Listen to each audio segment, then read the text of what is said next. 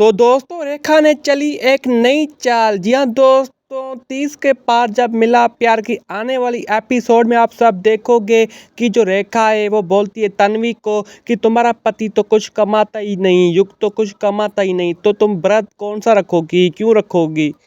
और तो और रेखा ये तक बोल देती है तन्वी को कि तुम्हारा पति तो कमाता ही नहीं, तो तुम्हें पैसे कौन देगा, कौन तुम्हें खाना देगा व्रत खोलने के लिए। तो ये सब बातें सुनकर तन्वी हो जाती है इमोशनल, वो रोने लग जाती है और बोलती है रेखा को कि मैंने आपका क्या बिगाड़ा है, आप मुझसे ऐसी बातें क्यों कर रही हो। और वो माफ़ी मांगती है रेखा से, लेकिन जो रेखा है वो यहाँ पर हंसने लग जाती है और तन्वी को बोलती है कि मैं तुम्हारा जीना हराम कर दूंगी, मैं तुम्हें बहू कभी भी स्वीकार नहीं करूँगी। आने वाले एपिसोड में आपको यह भी देखने को मिलेगा। बाकी दोस्तों अभी तक इतना ही, मैं मिलता हूँ किसी अगली वीडियो में, तब तक के लिए बाय।